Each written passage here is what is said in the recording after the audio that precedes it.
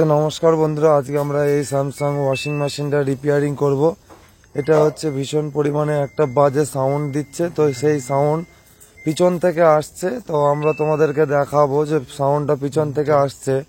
তো তার জন্য আমরা কিন্তু স্পিন সিলেক্ট করে নিয়েছি, স্পিন সিলেক্ট করে পিছন থেকে শুনতে পাবে।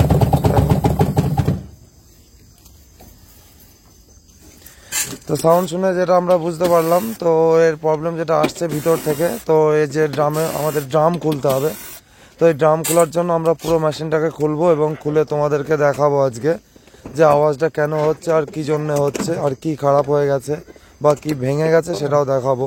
তোমরা এইভাবে দেখতে থাকো, এই ভিডিওর মাধ্যমে তোমরা সমস্ত কিছু দেখতে পাবে। তো প্রথমে কিন্তু এর টোটাল যে পার্ট সব কিছু আমরা কিন্তু খুলে নেবো।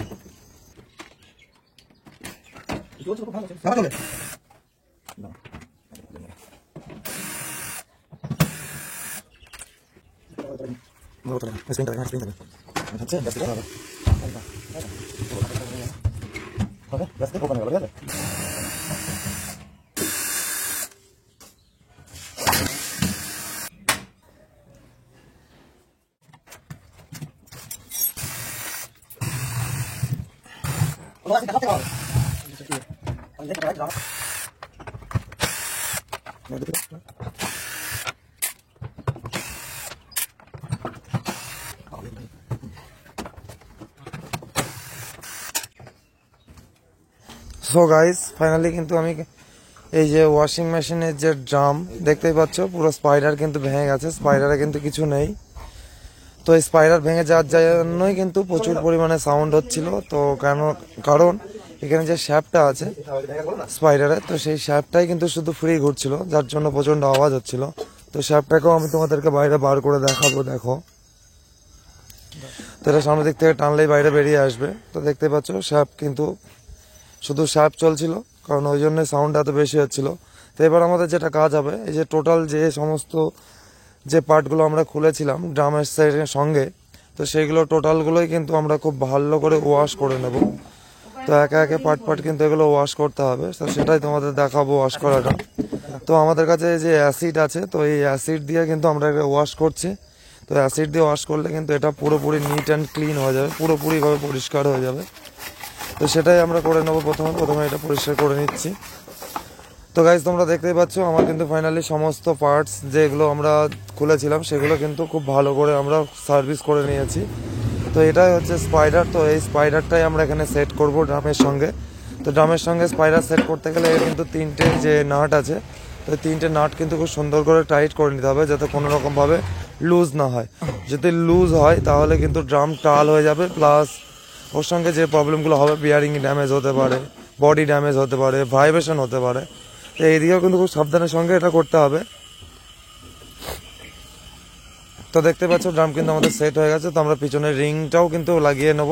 লাগিয়ে নেওয়ার পর তারপর কিন্তু পুনরায় আবার যেভাবে আমরা খুলেছিলাম ঠিক সেইভাবেই সেম পার্ট আমরা পুনরায় রিসেটিং করব। তো তোমরা দেখলে বুঝতে পারবে যে কিভাবে আবার পার্ট সেট করতে হয়, সেটাও তোমাদেরকে দেখাবো।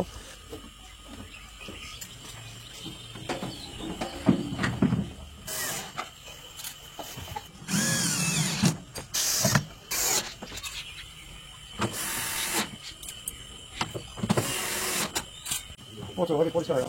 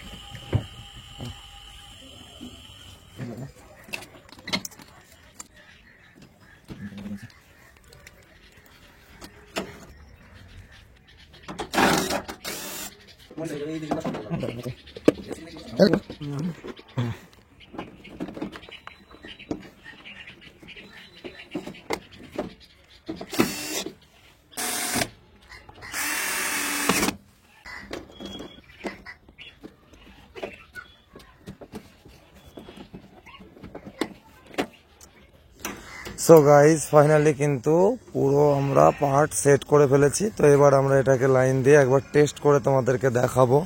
তো আমরা আবারও কিন্তু স্পিন করব এবং স্পিন করে তোমাদেরকে দেখাবো যে আগের মতো আবার সাউন্ড হচ্ছে নাকি।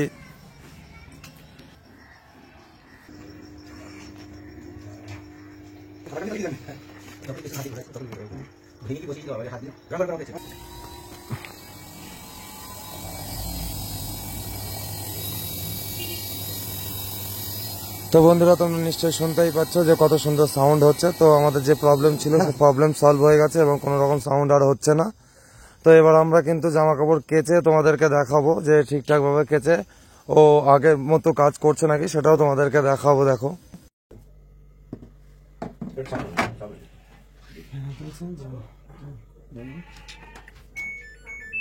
এটা ওয়াশ করতে হবে, তাই তো? মানে আমাদের ওই কয়েসে করি নাকি?